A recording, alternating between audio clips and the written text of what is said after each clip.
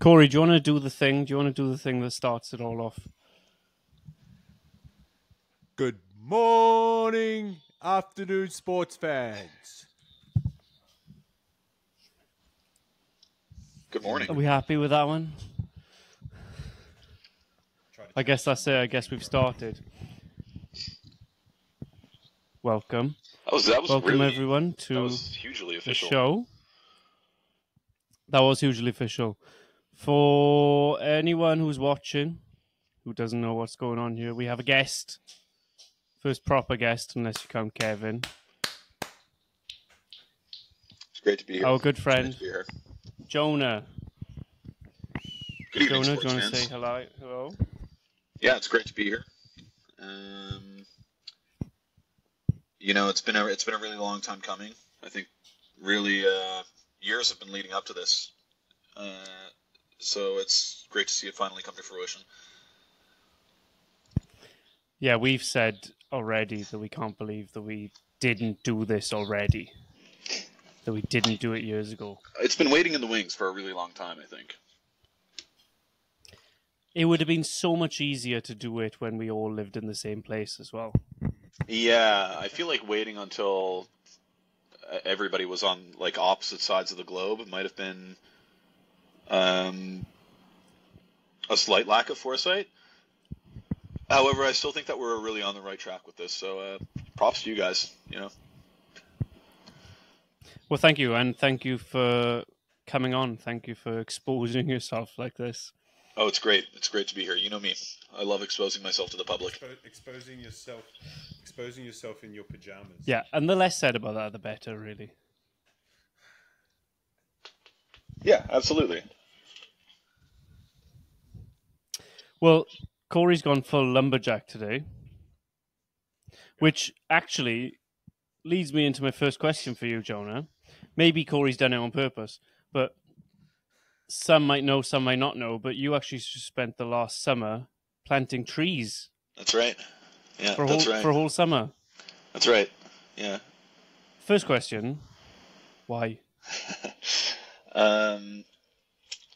So I had, I guess, a little bit of backstory for all the people who might not know. Had the distinct pleasure of working with both of these two fine gentlemen for a long time in the hotel industry, in the food and beverage industry. At one point I decided I was ready to take a little bit of a break from that.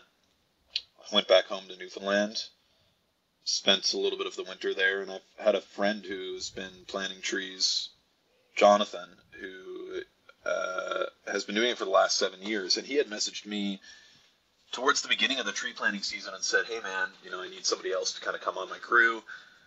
I know you're kind of in between things right now. Would you be interested?" And I said, "Yeah, sure." I still had some stuff in a storage locker in Kelowna, so I knew I needed to kind of drive back out west at some point anyways. So I figured if I have somebody that's going to be able to split the drive with me, it's a pretty good excuse to go out. I'm really glad I did it, though. Really glad that I did it. Yeah, it sounds like a crazy thing to do for most people. I remember just calling you randomly one day, and you just happened to answer the phone while you were out in the middle of nowhere. Do you want to tell the sports fans where you were? To give them an idea. We were the company that I was working for was based in between Prince George and Prince Rupert on the Highway 93. So you've got one highway that runs from the northern capital of British Columbia, Prince George, all the way to the coast of where Prince Rupert is, just like north of Vancouver Island on the mainland side. So we were based out of a town called Smithers, British Columbia. It's a town probably about like 7,000 people maximum. And it's all forestry industry up there. So as soon as you pull off that paved road of the 93, all of the other roads are dirt logging roads. And if you've ever been on any of those, you know that they're fairly terrifying. Because you have 77. And this is in Canada, a member of the G7. Exactly. An industrialized nation in the Western world. Mm-hmm. absolutely, absolutely beautiful up there. It's really similar to the Rockies, but maybe just a little bit less mountainous, although there are some mountain ranges up there for sure. But yeah, we were about 2 hours away from the nearest paved road. It was a fully tented camp. We ran everything off of generators for any power that we were using, which was pretty much for one semi-trailer, like a lorry trailer, for you guys back home. Thanks for the Gotcha. clarification. No trouble, no trouble. I just want to make sure that this is a globally approachable dialogue, you know? Which to go off topic for a second is important because our audience is global. Absolutely, absolutely. It's mainly the two biggest countries are the US and the UK. Canada's third, but then there's a long list of other countries that people are watching this. Amazing, amazing. We're taking off. We're double Mr. Worldwide here. Yeah, that's really incredible, honestly. Very, very happy about that. It's incredible success. Yeah, it's fascinating how quickly it's all taken off. But Anyway, sorry to interrupt you. No, please, go ahead. You said that you were about 2 hours away from the nearest paved road. Everything right. being run on a generator. That's right. Yeah. So, and that was, yeah, like I said, two trailers. One was refurbished as a little kitchen, and one was refurbished as a sort of base of operations, if you will, where the foreman of the camp would basically organize where we were going to be planting trees that day. Yeah, it's all split up into, it's about 50 people over about 7 or 8 crews. And you'd wake up at about 5:45 in the morning, take a cold swim in the river, and have your breakfast, drive for sometimes 15 minutes, sometimes for an hour in a massive pickup truck. Get there with all your saplings, put your bags on your hips, and then plant trees for 10 hours. Fascinating. Yeah. And it doesn't surprise me that you did this, because what would surprise me is that you never did it, because you're that kind of guy. But for most people, that's such an outrageous way to make a living for a summer. Yeah. Did you ever calculate how many trees you planted? Is that like just under 100,000? Yeah. So I have a couple and just one question. In regards to like your fitness, you mentioned you would get up in the morning, you'd have like the cold plunge, cold shower, and then you'd get out of the saplings for 10 hours, right? Like, yeah. What kind of physical demands like were you experiencing? Like, was it like that deadlift motion on the hips, and it's just like. Yeah, you could liken it to something pretty similar to a deadlift, but obviously it's more you're almost doing it while you're walking. I will say that like the physical demand of it and what happened to my body and what happens to everybody's body, I think, when they're out there and they really kind of get into it, especially after that like first month or so of your body being like, okay, what the fuck is actually going on right now? Like, why is this happening to me? Particularly coming like out of a Canadian winter where, you're not exactly out and about all the time. I know I was big time slacking on the gym, so I was coming out of it from a fairly like sloth position. So it was pretty stark. But back to the actual motion, it was, it's you have a fairly short shovel that's probably about yay big, and then you have about anywhere between, depending on how many you're taking out with you, between like 50 and maybe like sometimes there are guys who can take like up to 100 pounds of trees out with them that are just strapped on their hips in these large bags. And it's one motion down. Push the shovel forward, bring it back, guide the sapling in. They're probably about like yay big.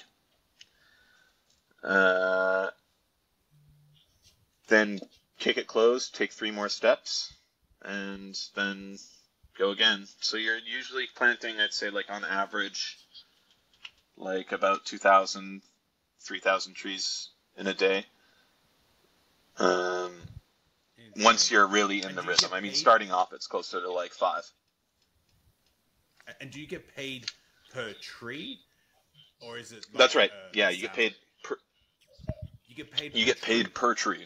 Yeah, that's right. You get paid per tree. I've always wondered, in this situation, how thorough are the checks that the trees are put in properly? So, in my experience, there's a third-party company. It's called Canfor in this case. So, effectively, like the schematic of the actual whole operation from top to finish is, or I guess a quick overview of the ecosystem. Logging companies are federally mandated by the Canadian government to replant a certain amount of trees that they harvest. And that varies depending on the company, depending on the land, and a bunch of other variables. So when they have logged a certain amount, they basically are required to put up a contract that says we need this many trees planted in this area this year. And then the tree planting companies will come in and they'll bid on those contracts. So say, I need 1 million trees just outside of Smithers. And there's 4 companies that are based around Smithers that all want to do that, so they'll all put in a bid. And then the lowest bid will win, whoever's going to do it for the cheapest amount. Like any other federal contract, right? You see this all the way from tree planting up to aerospace and aeronautics, right? It's the same theme. So once they've done that, they're basically, when they have that contract, they'll be like, okay, well, this company's going to do it, and then either a federal entity is going to come in and check the trees, or a company that's contracted by the federal agency is going to come in and check the trees and make sure that both the tree planting company is doing the job correctly, and then if the tree planting job is doing the job correctly, then in turn the logging company is ensured to be doing the job correctly and making sure that they're meeting that federal mandate of how many trees they need to plant. So in the case of me as a humble little tree planter, I was walking out, I would do this, and then a week later a checker would come in from Canfor, which was the company that was checking our trees, and they would basically walk the land where our crew was planting all their trees. At a glance, look at everything, check a tree here, check a tree there. They would take plots to make sure that the density was correct. And then they would come back and say either this is great or you need to go back and you need to replant this. This might be a stupid question. Where do you get 100,000 tree saplings from? So there's other companies in that ecosystem that handle just that. So they're nurseries, and the name of PRT is a huge one in British Columbia, but there are different ones depending on if you're in Ontario, if you're in British Columbia, if you're in Northern Alberta. But basically, they run effectively factories that are these kind of massive greenhouses. So they take they take the seeds, seeds, grow them to this big, and then sell them off. Exactly to right. Someone else. Yeah, exactly right. That's fucking wild, man. Did you have any? I mean, you were thousands of miles away from anywhere, right out in the middle of nowhere. Did you have any weird encounters with any wildlife? Yeah, for sure. I mean, bears are like the obvious one. But as both of you know, having lived in the Canadian Rockies, they are everywhere, right? This time around, I actually didn't have too many. I think the scariest wildlife encounter I had was actually not this summer, but a few years prior during COVID, when, again, working in the hospitality industry. If any of you out there have worked in it during that time of year, you know that COVID was pretty bad, and a lot of people didn't have work just due to establishments being closed. So I actually went out and worked as a cook for a few months on a tree planting camp. And there were 2 points throughout that season. Yeah, there were 2 points at that season where I had some very close calls with wildlife. Particularly once I was, all the tree planters had, the whole team had basically taken this 3-day contract that was based out of another place, so they all relocated, but we needed somebody to look after the camp that was already set up. So that was me. So I was alone in, you know... This is already starting to sound like the start of a horror movie. Yeah, no, exactly right. So I was completely alone, and... One man left behind to look after the camp. Yeah, and just... Yeah, it was scary. It was scary. Yeah, I was cooking up bear meat. But I remember, so when the other cook was dropping me off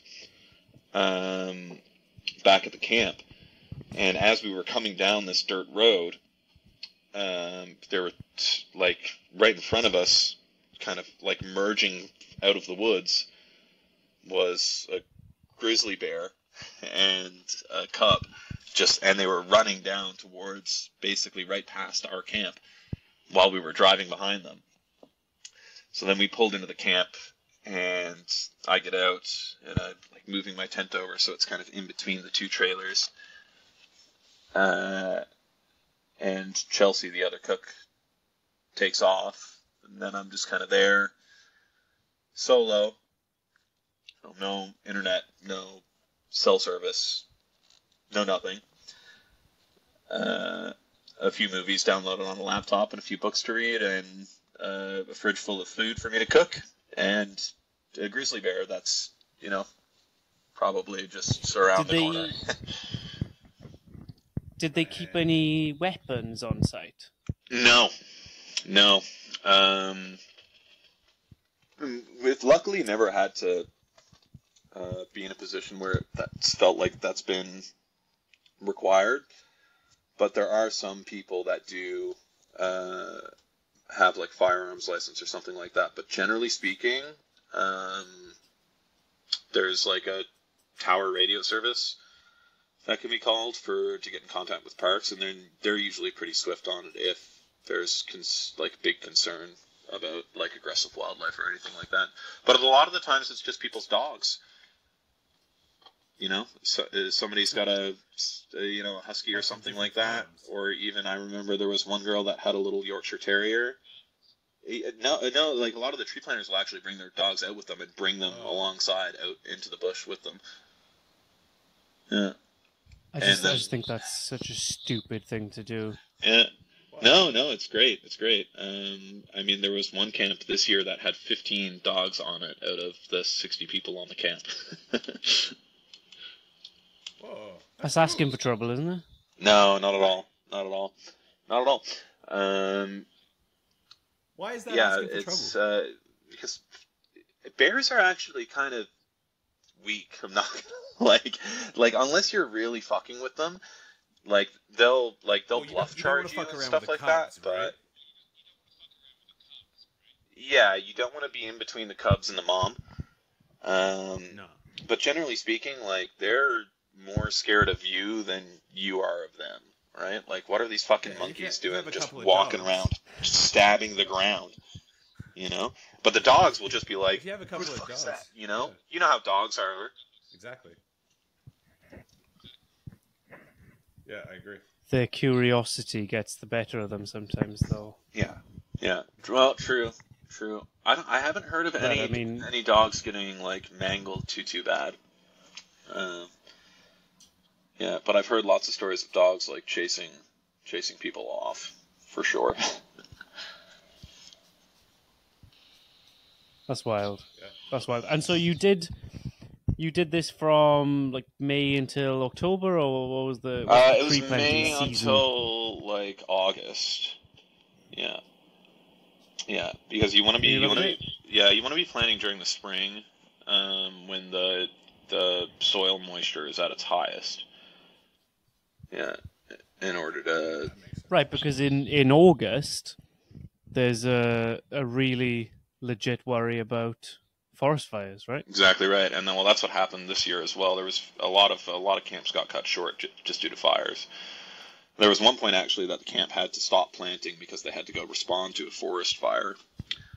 It's another thing that we're mandated to do as planters is if there's a fire within 1 kilometer and it's reasonable to do so, we're meant to stop planting and then dig trenches around the perimeter of the forest fire in order to try and mitigate the spread. Yeah. It's such a.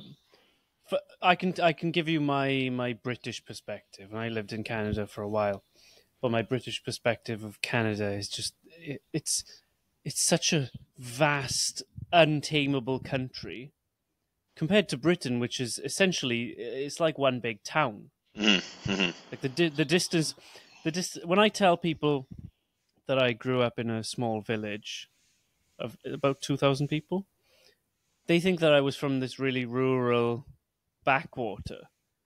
But in reality, I was only about 15 minutes away from a decent-sized city. Whereas when in Canada, when you grew up in a small village of 2,000 people, chances are you were a day's drive from the nearest city. Yeah, it's an event to go, right? Yeah. I mean, yeah, I just did my 5th drive across Canada last month, about a month ago. Now it was my fifth drive across. Oh. It is a very, very long drive, and that's from Newfoundland to British Columbia, and it's a very long drive. It's about 7,000 kilometers each time I do it. Yeah. That's I've never done that, but I would love to. I actually, when I left Canada a year ago, I wish that I could have driven home. I know this sounds crazy, but you know, we lived in British Columbia, and if there was a way that I could have driven across the ocean, I would have driven all the way through Canada to get there. Yeah, it's quite a long boat ride, I'd imagine. Yeah. It's a long drive. I've done it now. It's more than a short hop. You have, yeah. Yeah, I remember, Corey, you did it one time in the winter too, didn't you? I've done it only in the winter. You did in the winter? I've driven across Canada strictly in the winter. Only, and I've driven through the States in the fall. Yeah. And I vowed again, I will never drive through Canada ever again. It is insane. Yeah, the winter, it's so brutal in the winter, and man, I encountered. It doesn't sound like fun. Man, freezing rain. When you encounter that in Montreal or Ontario or anywhere out east, yeah, like it sucks. Man, I encountered freezing rain. Anywhere as soon as you stop the prairies. Yeah, as soon as you get into Ontario, it is shit. Yeah, that sounds about right. Shit. Yeah, because you get all that. I remember once Great Lakes, right? I drove from Lake Louise to Calgary one time, and by all means, that's a pretty good road. Mm-hmm. Yeah, it's the number one. But I did that in December once, and I saw 7 cars. Not just had gone off the road, saw them go off the road. The casual nature of cars going off the road in Canada, I still haven't wrapped my head around. Yeah, the amount of people who I would see and they'd be like, "Oh yeah, I crashed my car off the road today." Yeah. Whereas if that happened here, you wouldn't hear from them for a week. Yeah. Just the sheer harrowing nature of the experience, right? Yeah. Nonetheless, Crazy. Yeah, it is definitely scary. I got a good one for you. Do you think you'll do it again? Go ahead, Corey. I was driving last year in the snow, and there was a car behind me. I saw its headlights. I was like, "Oh, he's a bit close," and then I didn't see the headlights. He's like, I was like, "Where did he go?" And he's like sideways now. I'm like this. He's behind me, and he just goes poof, into the snowbank, and this big snow wall engulfs the car. It's like boom, like he disappeared. Yeah. It's like crazy. Yeah. Yeah, it's terrifying. Terrifying. Driving in the Canadian winters are definitely a force to be reckoned with, for sure. All of those stereotypes are definitely true. Yeah, and then when a truck flies past you at about 140. Yeah, that's you're just you're trying to go at around 70 or 80, shitting yourself. Yeah. And a truck flies past you and sends snow 20 feet in the air. Yeah. And you literally cannot see 10 feet in front of you. And you're just sitting there praying that you'll get through it. Otherwise, you're in the bank as well. I think the most harrowing winter driving experience I did, so I drove from Kelowna to Newfoundland in December. And I was going through northern Ontario in December. So there's a town called Kenora in Ontario, and the highway splits into two. You can take one highway that leads you right along the cusp of the Great Lakes, and one that goes up north and then comes back down around. And then you can kind of choose if you want to go south down into Toronto, or if you want to keep on heading eastbound directly towards like Montreal and Quebec City. So, like we mentioned earlier, as soon as you get in Ontario, the weather gets fairly bad, and that's because of all this snow and sleet and everything like that that's coming off of the Great Lakes. So I was looking at my little weather app, trying to decide if I wanted to keep going. It was about 8 p.m. I said, yeah, okay, it's still very clear, but I can see there's weather coming in off of the lake, so I decided I'm going to take the northern route. It's only about an extra half an hour, but it's just a little bit more desolate. There's not as many stops or anything like that there. So I'm going on. It's about minus 20 or so, but it's a super clear night. Crystal clear. There's no wind. Stars are out. Beautiful evening for a drive.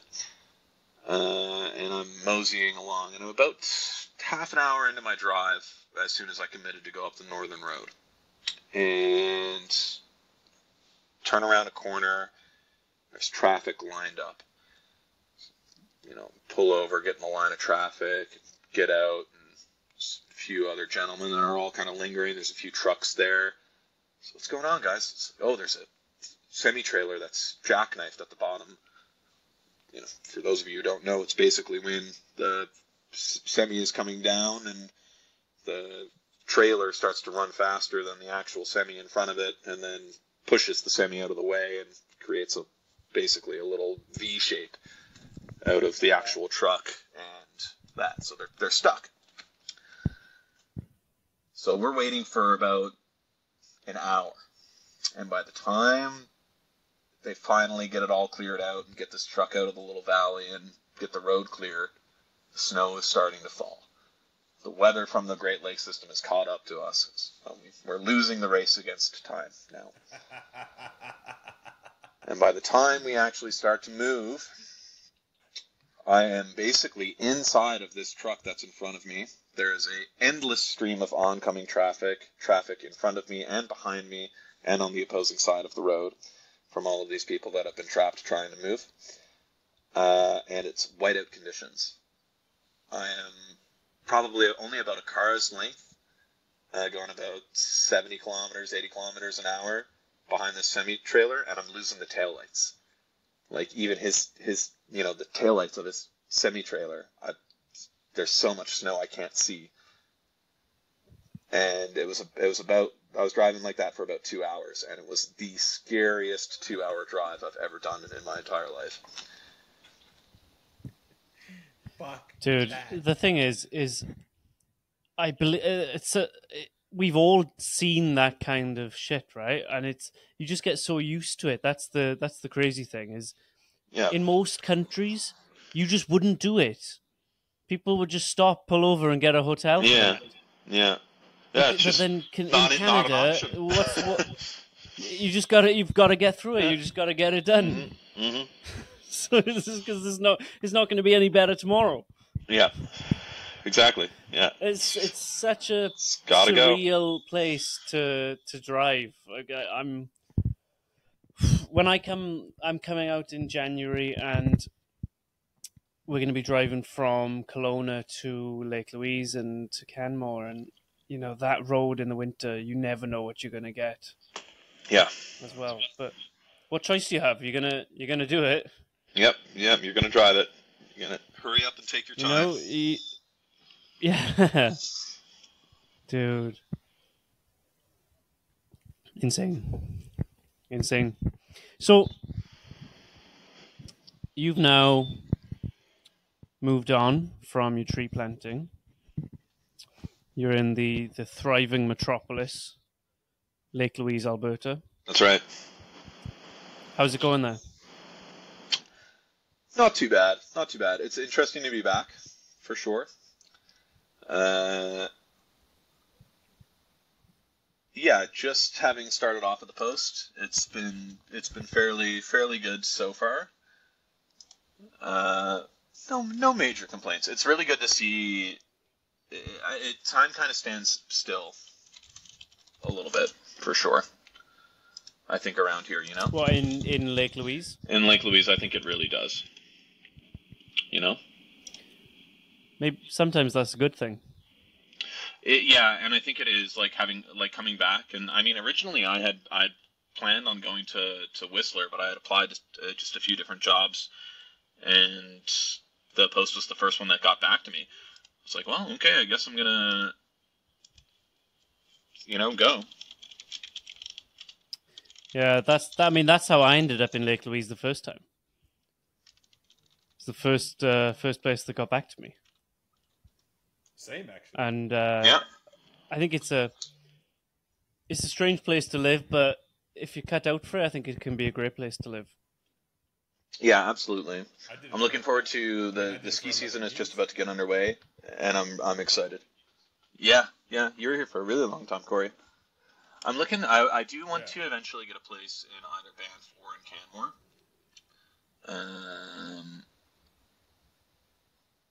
and have like a little bit of a degree of separation.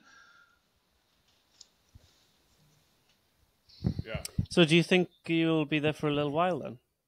I would say so. I would like to do at least another summer here, but it's tough because obviously the hospitality industry is very lucrative in the summertime, but it's also when tree planting happens again, and I do honestly kind of want to go back and plant more trees. And prior to this as well, I was at a place called the Fogo Island Inn, which was also really up my alley. But again, just not as lucrative as the Alberta money is, right? Yeah. It's that fine line between... Island.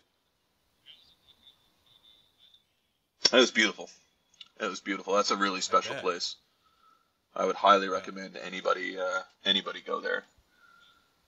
Yeah.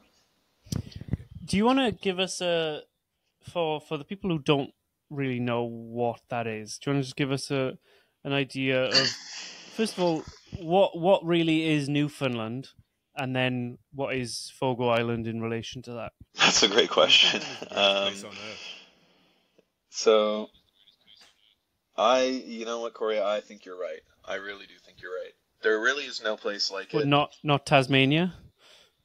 Well, that's the great thing, right? Newfoundland and Tasmania, they're fucking the same, right? So if you're in Newfoundland, it's like true. It's like Tassie, it's like Newfoundland. It's like, it's fucking sick. It's a similar level of culture to be an island off of the main country, right? Like, so is it like Ireland? It is. So Newfoundland, the name explains itself. It's new found land. Was one of the first places that the European settlers landed. It's also, there's Viking settlements that date back to the 1300s there in places like Ransom Meadows and the northern peninsula of the island as well. And that is absolutely insane. Yep. That they got there. Yeah. Yeah. Have you must have seen videos of massive ships crossing the ocean, right? Mm-hmm. We're talking like tankers that are 1,000 feet long. Yeah. And they're crossing the ocean and the waves are throwing them all about. Like and then generations think that to build those, right? 700-800 years ago, Vikings in little wooden ships were crossing those same oceans. And no one would have believed them. No one would have believed the shit that they saw out there. Oh yeah, no, 100%. Immigrant mentality. 100%. Well, it's like you hear about like the, you know, these folklore tales like the Kraken and everything like that, and particularly like these Nordic cultures. And it's like those stories exist for a reason, right? The sea is a very unforgiving place. The ocean is terrifying. Yeah. If you're not terrified of the ocean, then you should be, because it'll fuck you up. Yeah. And it won't even it won't even care.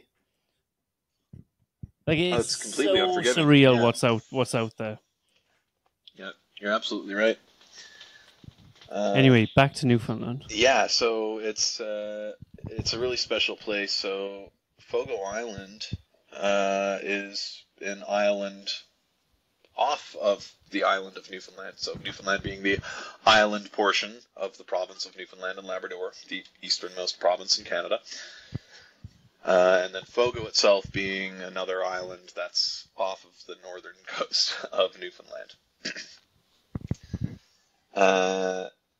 It's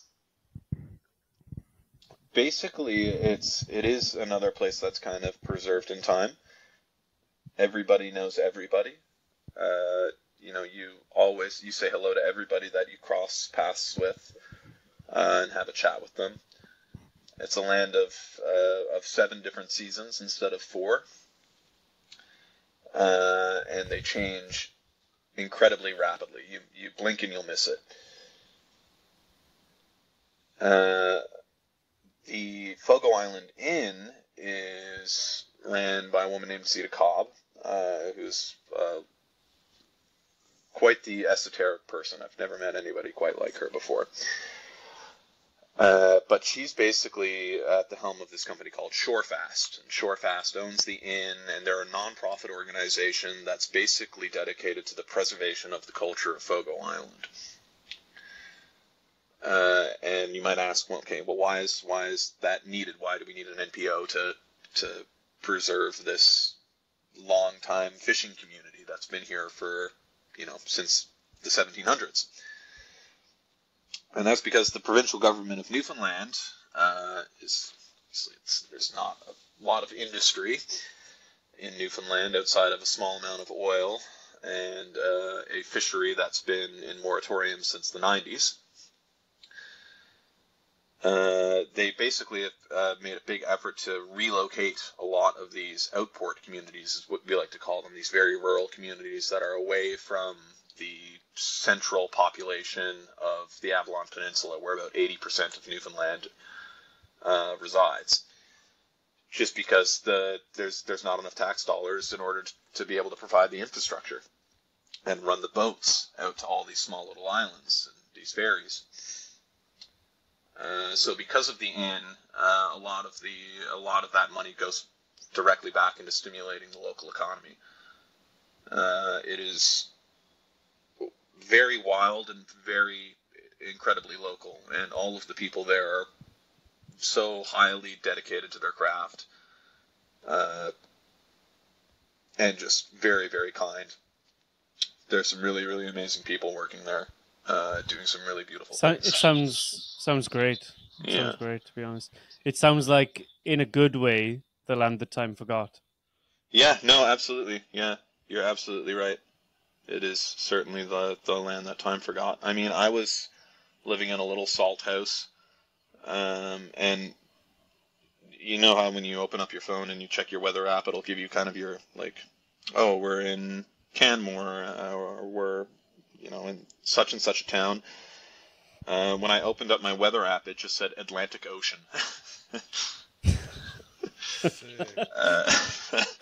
Okay. Yeah. This is a serious question, though. For those who may not know, Newfoundland runs on a half-hour time difference, That's right. It's one of 3 places in the world that does. which is unusual. Mhm. Now, does that half-hour time difference get added onto the weather app as well? Yes. Yeah. It's funny though, because there have been times I remember growing up and trying to like sign up for things online and things like that, and not being able to find my time zone, or putting in my time, and it being like, no, this can't be right. Like, This doesn't exist. Yeah, it's this time nowhere in the world right now. Like, how could you be so foolish, right? Like, this is so surreal. And I think, am I right that Newfoundland only became part of Canada in about 1948 or 47? Something like that? 49. So it was after the 1949. Second World War that Canada joined, Newfoundland joined Canada. Actually, yeah, let's go with that. Canada joined Newfoundland. That's a good way of putting it. Right? That's a good way of putting it. Yeah, exactly. Let's leave it at that. And so Newfoundland before that was British, right? That's right. Yeah. So it was a settlement of Britain. What's the word I'm looking for? I think like a crown dependency or something. Yeah, like that, something along those lines. I forget the specific verbiage for it. But I mean, yeah, fought in World War II, fought at the Battle of Beaumont Hamel, and basically independently, as Newfoundlanders, not as Canada, not as part of Britain, but as their own little republic. Yeah. And then after, fascinating history. Yeah. Crazy. Yeah. There's really no place like it, except for Tassie. Except for Tassie, which is sort of like it. But Tasmania, was that ever its own independent country? No, never. It was always the state of Australia. Right. That's. I mean, that's crazy. I'm lost for words on I feel like this has been almost a lesson on Canadian geography today. Yeah, we've definitely we've covered literally all of it. Yeah, from coast to right coast, from the right? Pacific Ocean to Fogo Island, yeah, where the time is 4.5 hours behind London. That's right. And I'm 99% certain that Newfoundland is closer to London than it is to. That's right. It is the west coast of Canada. It is. Yeah, Canada is wider than the Atlantic Ocean. Which is insane. Yeah. Like when you were in Fogo, when you were in Fogo Island, Newfoundland, you were closer to me here in London than you would be to Corey. That's right. Yeah, pretty much smack in the middle. Yeah. Crazy country. Yeah, it's well, big. So you're quite content in Lake Louise. I'm glad you've been around. I think we all have a little bit. Do you see yourself settling there potentially beyond 1 year? I feel like if it was going to, I feel like Calgary would probably be a place that I would set up a little bit more long term. Great city. Yeah. It's grown on me in recent years. It frankly used to not be a favorite of mine, but I think having been like just on the outskirts of it for so long, it has grown on me a little bit for for sure. I like it a lot. I've been trying to popularize the nickname the Gary. The Gary? Yeah. Dude, it already hasn't has taken off Cowtown. yet. It already has Cowtown. Cowtown is such a good I was about nickname. to say, it's already Cowtown. Yeah, but the Gary. Go on. Yeah, I don't like that. So I'm gonna go for the Gary. I'm kind of surprised that you don't like that, given how much milk you drink. Dude, I love a glass of milk. I don't know. Yeah. I know. You and I have debated in the past the virtues of drinking milk. I think you're a fan of milk. You appreciate milk, but just don't want to drink it. I don't as is. See the pull of just having a cup of milk. Like, Corey, what are your thoughts on this? Do you have a 2-liter of milk in your fridge that you just have a glass of? My mum used to get so mad at me because, like, I'd come home from school in Australia, sweaty, and the first thing I reached for was the milk. Oh no! What the fuck is wrong with you guys? I don't understand. But then, dude, there are people at the post now too. I see it. Everybody's drinking a glass of milk every now and then. I feel like Reese has called the postman, like, yeah, like, make sure you drink a ton of milk in front of this guy to freak him right out. Dude, did you see the video where I'm talking to Corey about milk? No, about drinking milk on the tube. Oh God, no. Well, I don't want to repeat it too much, but since no one's listening, I'll say it again anyway. My favorite thing to do in the summer is to go for a long run. Right, when it's hot, I like to run when it's hot, no shirt on. Right. Feel yes, the sun on my back, I remember right? this. Yeah. Yeah, and so I did it a few times last summer. There's a town within London. It's called Richmond, and it feels like a different city. Like I can run along the river, and it works out to be about a half marathon to get there. Great. When you get there, you feel like you're in the countryside.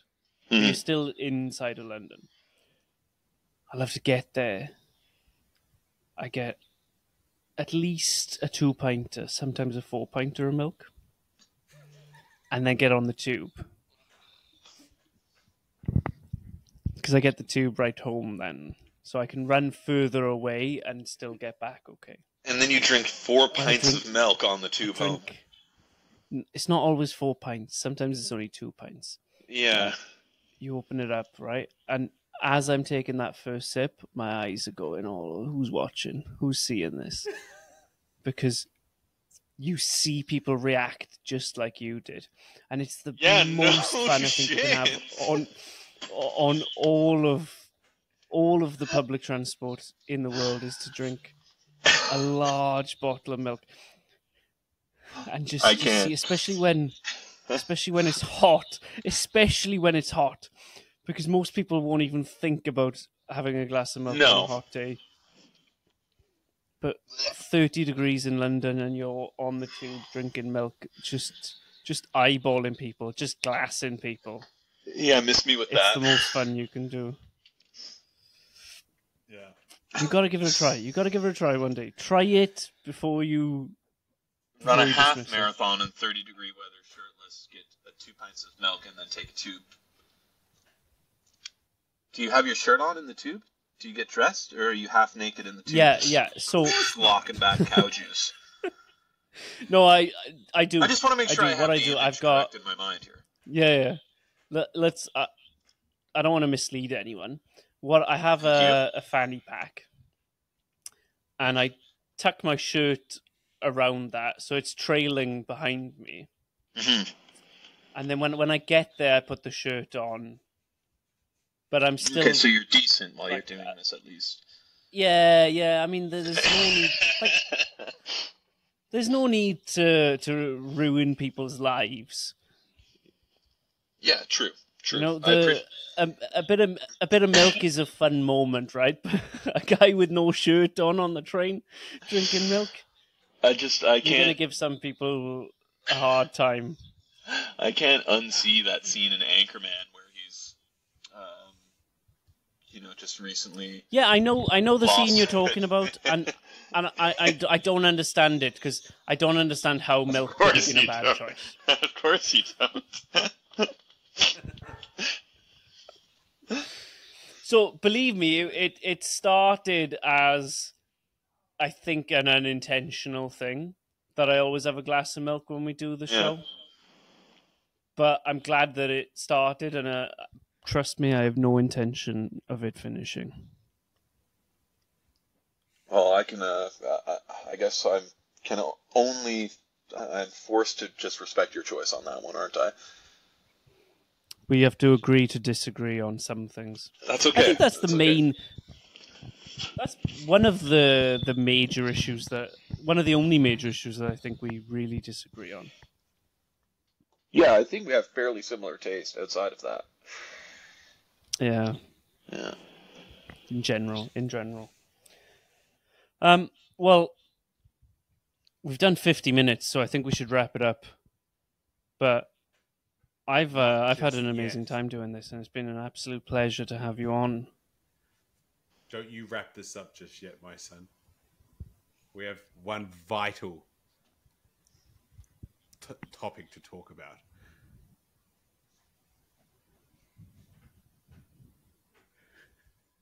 One vital topic, please do share. Go on, you have the floor.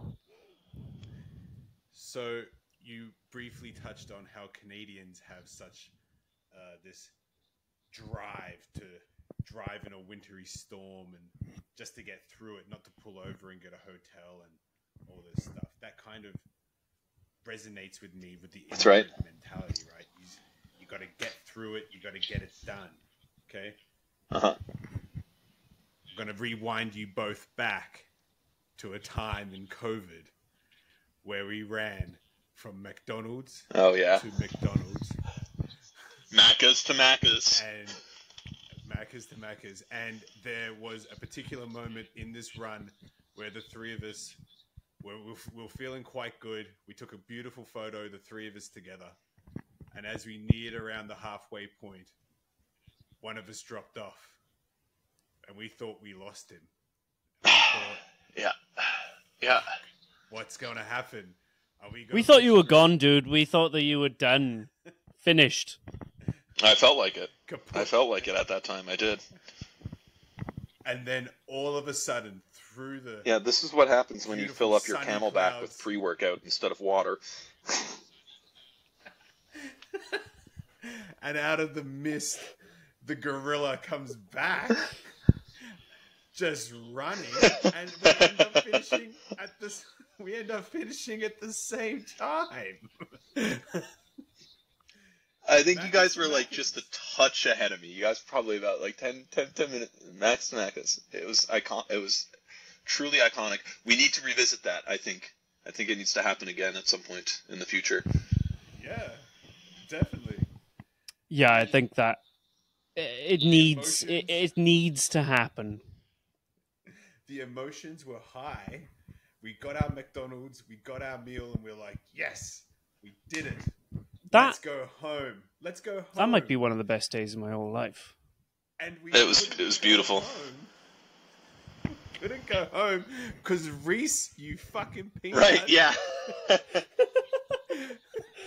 Left the keys in the fucking car in Banff. You fucking peanut. If I ran with I lost knife, a pair of headphones on that too. Back. So there was casualty. And the funny thing is, as well, is you asked me when we left Banff. You said, you got the keys, right? And I said, yeah. Oh, yeah. You're just super confident about it. That was an insane day. That was such a fun thing to do. I don't know when we'll get to do that again, but we definitely should. We should Surely. Find a way of doing it a different Macca's to Macca's that's maybe just as long, if not longer. That's what I was thinking too. Yeah. Find all of the Macca's that are about 15 miles to the next Macca's. Yeah. I feel like and that's probably check all of those them. off. It might be. Yeah, Yeah, it's probably like a radius. it's very good. Oh, I'm sure that there is. It's a Yeah, calculated I'm sure that decision. they have that. Yeah, exactly. I'm sure that's quantified somewhere at the Macca's headquarters, worldwide. Brilliant. I just wanted to say, as wait. we were close to wrapping that up there before I injected that comedic gold, Jonah, you. It's good. Glad you did. I'm glad you let us relive that. Jonah, you embody the immigrant mentality, and on that day in particular, Reese and I saw that, and you came back, and you're a top shelf bloke, and we're happy as fuck to have you as You gotta push. the first official guest on the podcast today. I feel very blessed to be here. Thank you. Grateful to have you both as Congratulations. dear friends. Thank you. Jonah, where can people find you online? Nowhere at all. Nowhere at all. But you can see what I'm up to if you want to follow Van Sleeper on Instagram. That's all one word. And yes, it's true. At Van Sleeper. That's right. Jonah, it's been an absolute pleasure. We'll have to get you on the show again sometime. Always a pleasure, And- never a chore, gentlemen. And we'll see you in January when I come out to visit. Looking forward to passing you on the slopes, man. Ooh, burn. Jonah, thank you very much. Thank you both. Sports fans, take care, have a great night, and we'll see you again soon.